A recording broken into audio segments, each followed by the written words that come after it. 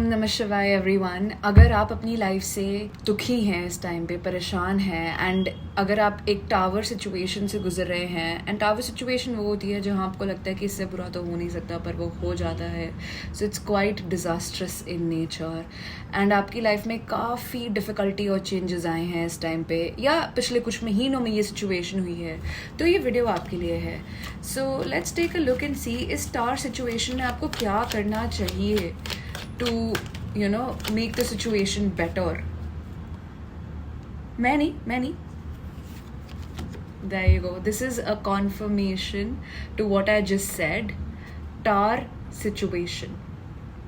It happened right in front of you. So this is, if something like this has happened in your life, this is what you need to do. Tar situation तभी आती है हमारी life में जब significantly, karmically, divine आपकी life में कुछ changes लाना चाहता है, राइट?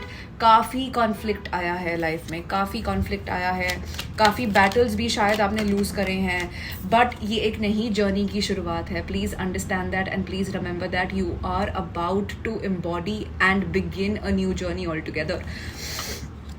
ये आपकी लाइफ में ख़त्म होना था बिकॉज यूनिवर्स चाह रहा था कि कुछ चीज़ें ख़त्म हो, otherwise you would have not let them go. And ये टार इवेंट जब भी अकर होता है, ये आपके सारे false beliefs, false foundations, unrealistic goals को ख़त्म कर देता है।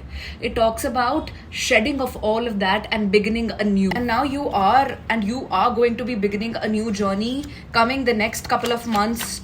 And I feel like you're gonna be really moving forward in this journey, right? But because fire sign hai or the fool hai, please remember to be very, very careful on this journey. You can't take steps without thinking them through. All right? So एकदम सोच समझ के आगे जाते वक्त steps लीजिए. Do your research because universe will open up opportunities for you. अगर कुछ खत्म हुआ है तो कुछ अलाइन भी होगा. Do not worry about that at all. कुछ खत्म हुआ है तो कुछ अलाइन भी होगा एंड बिल्कुल बैलेंस आएगा. बट ये जो अभी एंडिंग आई है, लिसन टू मी केयरफुली, ये जो अभी एंडिंग आई है, ये जो अभी खत्म हुआ है, ये जो आपको कॉन्फ्लिक्टिंग और डिजास्ट्रस फील हो रहा है, ऐसा ही होना था. There is no way out of this. Now accepting it and moving forward is what you can do. So अपने mindset को ऐसा shift करना है where you are pulling back and being like, you know what, it had to happen like that. I have not seen the other side yet. क्या पता आगे और भी कुछ अच्छा हो, right? So pull back, have faith, because the odds in this card represent divine intervention. It has happened because of a reason.